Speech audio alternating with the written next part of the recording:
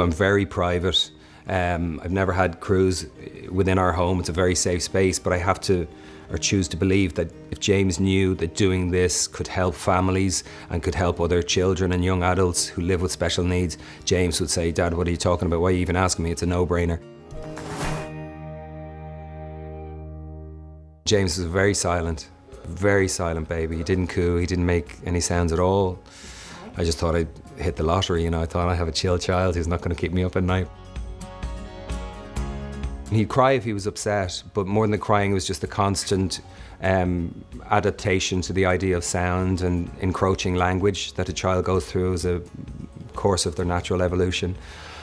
And there was none of that. But I didn't know that at the time. As I said, I thought he was just a chill baby, and anything but chill. You can hear him. But then he didn't, he just wasn't hitting benchmarks. He wasn't sitting up, he couldn't sit up. You'd sit him up and he'd and fall over. He wasn't crawling. He couldn't stay up on his legs at all. So we knew that something was up, developmental delays. I think he was 1.5 years old maybe when he was diagnosed. We took him to get really checked out, and because of certain things that he was displaying, he was diagnosed as having cerebral palsy. And it was at the time, it probably still is, but in less measure, it was a common misdiagnosis because it shared a lot of the same presentations, a lot of the same characteristics. And it wasn't until he was about 2.5 years old that another doctor, pediatric neurologist, spent a little bit of time with him and saw that James, one of the characteristics of Angelman syndrome is outbreaks of laughter. They call it inappropriate outbreaks of laughter, but I don't know if there is such a thing as inappropriate outbreak of laughter if it comes from a sincere place, and it lacks malice. I've just obviously qualified it greatly, so maybe there is, but the doctor saw that James was laughing a lot in the office, and he was also doing this movement a lot with his hands. But this pediatric neurologist took a look at James and said to James's mom, "Has he been tested for Angelman syndrome?" And Kim said, what's that? Very few people knew about it at the time, and the doctor said, "Well, let me just do a genetic test, a blood test. We can just do a genetic mapping and we'll see," and it came back positive. So at least we had one of the biggest things, obviously one of the biggest issues and one of the most significant moments you can experience as a child who has developmental disability or delay is getting a diagnosis, because then if you get a diagnosis you can zero in. There are usually people you can find, whether it's a community just emotionally to lean into so you feel less alone in your struggles, or medical professionals who can actually, and physical therapists who can actually, and people who can have a specific system with which they can present to your child, present to you, and then help your child reach their potential. So getting the diagnosis, I remember the first 2 questions I asked at the time were, what's the life expectancy and how much pain is involved? And the doctor said life expectancy, as far as we can tell, is the same for you and for me, and pain, no, but it's a seizure condition. That was one of the big things, and it's one of the things that parents struggle with greatly, is that our children with Angelmans have seizures. James had plenty of seizures back in the day. I've been in the back of ambulances, I've been in the hospital with him. Thankfully he hasn't had one in 10 or 11 years, which is amazing. My God, James's first steps, I'll never forget James's first steps. 2 weeks short of his 4th birthday.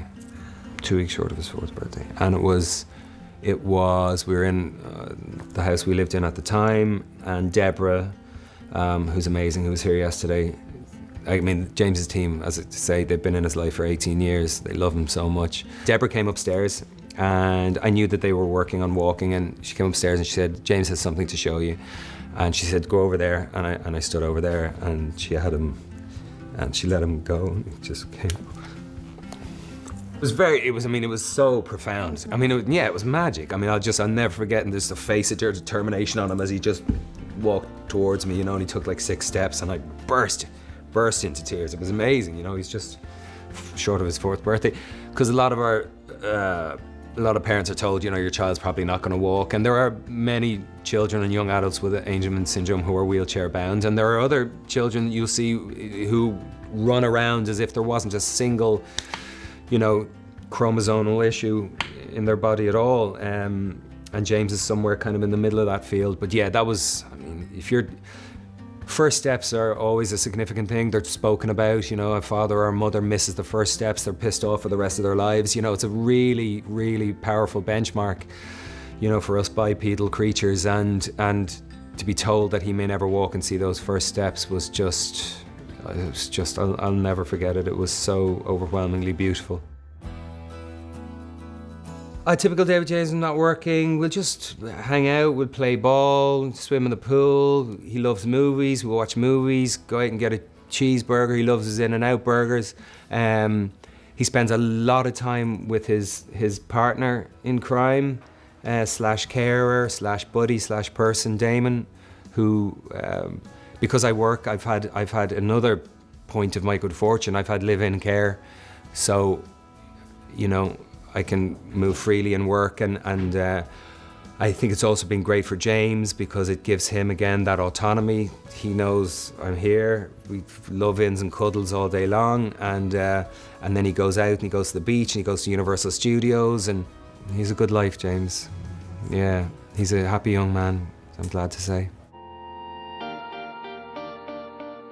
I'm proud of him every day because I just think he's magic. Do you know what I mean? I'm proud of both my boys. I've been blessed to have two really, really fine young men in my charge. I'm not even joking. Every day I just think they're just magic, both of them. I just adore them, and I'm just proud of the kind of fellas they are. And I don't want to be willy-nilly if anyone's watching this and just like, oh, everything my children do is perfect, and I just tell them they're perfect all the time. No, we have raging arguments here. We have disagreements, and there's stuff that happens that's not cool, and I say it's not cool, and I try and give context for why I think it's not cool.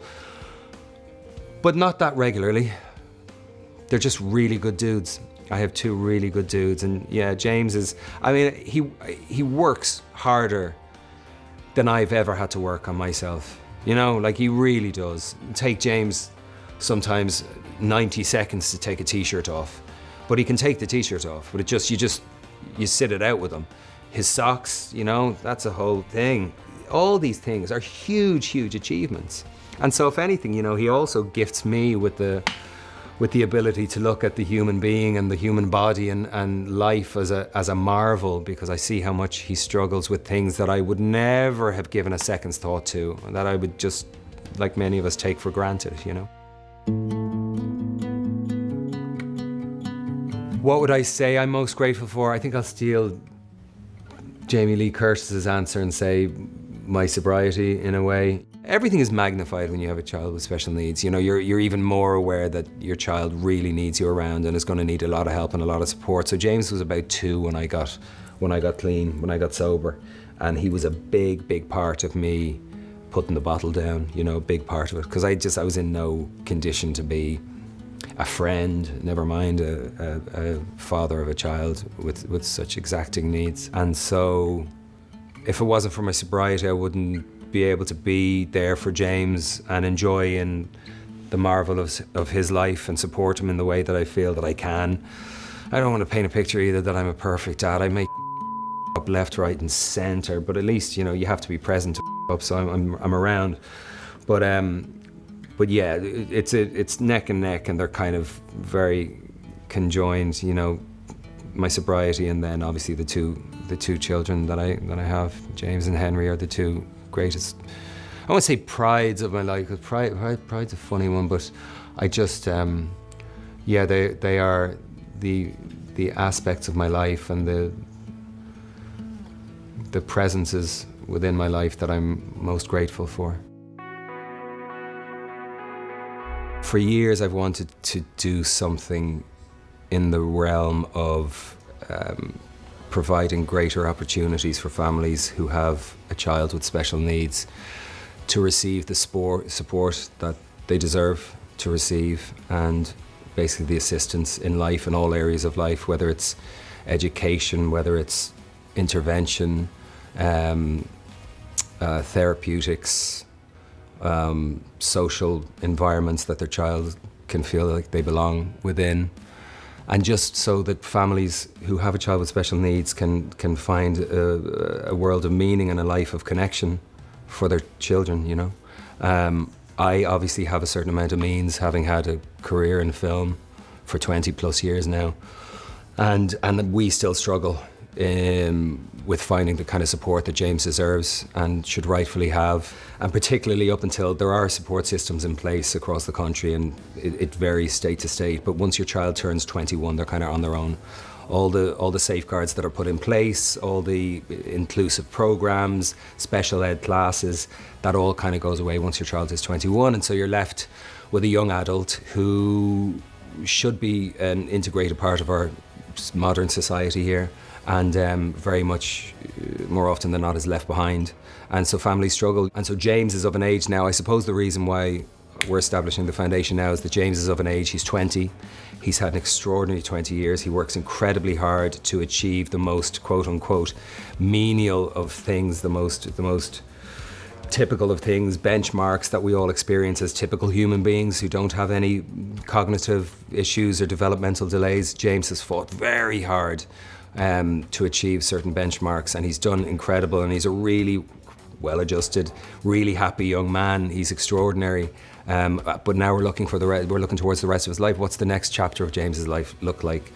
Because my fear would be, God forbid, if and when something happens to James's mother or to me, that James would be 30 and 40, and then he would have to go in somewhere into some kind of institute or some kind of residential care at 30 and 40, and there'd be nobody there to call over and to take him out and to have lunch and all that. So, but there's very, very few places, and so I want to change that. I want to be a part of, with a great team we have behind this foundation already, particularly Paula Evans out of Chicago, who's been a friend of mine for 15 years. She's just got an engine like you wouldn't believe, and she is she's on the board as well. So we're just, over time, I don't know, it's early days, like this is the first time I've spoken about it, and obviously the only reason I'm speaking about it is I can't ask James if he wants to do this. I can't ask my son. I have to make a decision call based on knowing James's spirit and knowing what kind of young man he is, and the kind of goodness that he has in his heart. And he's bold as brass as well, and he's cheeky as they come, but he's just a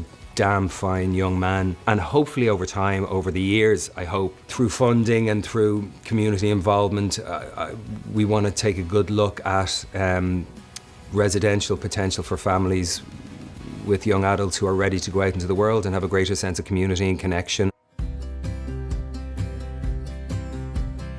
My initial dream was to create a camp, something in the vein of what beautiful Paul Newman did, and Paul's camp, the Hole in the Wall gang, that's self-generating now as far as budget and finance goes, because he made those lovely pasta sauces and those microwave popcorns and things. So I had an idea for a camp that would, it would open in the spring, and it would operate in the spring and the summer and the fall, and then it would close for the winter for repairs. In my mind's eye, I see anywhere between 30 and 80 acres. There would be freestanding chalets, there would be outdoor cinema screen, there would be a rec room, there would be a swimming pool outside. There would be a couple of little freestanding wooden massage huts that the parents could go, and they could have a little bit of R&R. Parents of children with special needs, they find it hard to do nice things for themselves. And you can guess why. They feel that they just need to it's so all-encompassing. It's all-encompassing being a parent of a typical child, but to have a child who has such profound struggles as many of our children do, it's so all-encompassing that if you do something nice for yourself, or give yourself a massage, or go on a little 2-day road trip with your husband or your wife, you feel like you're being irresponsible. You feel like you're neglecting your child more than if you had a typical child. It's just the way it goes, because your child's needs are so pronounced, and because you feel a sense of guilt as well. It's very complicated, like that you brought your child into the world, that somehow it's your fault that your child was born with whatever the particular condition may be. And so the thing would be to bring parents and the children, both the child with special needs and 1 or 2 typical children, brothers, sisters, and bring them all to the camp for a week, so that the parents could have a good time. They could get massages, they could splash about, they could sit in the jacuzzi, and their child would be doing activities during the day, and then at night we'd all come together and there'd be meals shared, and there'd be cinemas out under the stars and all that kind of stuff. So that was initially what I spoke to Paula about, and then Paula was the one that said, well, do you think it's time to do the foundation? So building a summer camp will be a part of the foundation as well. That'll be a big one for me to leave behind, and it's all because of James, it's all in James's honour. It's a terrifying thought that I'll miss the last, 40 years or 50 years of his life. Just because I won't be there to shepherd and to to protect. But what would the perfect,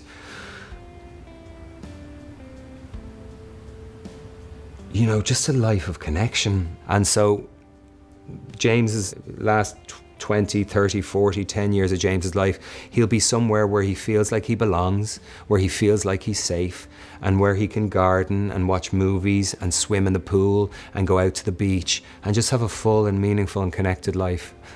That'll be the dream.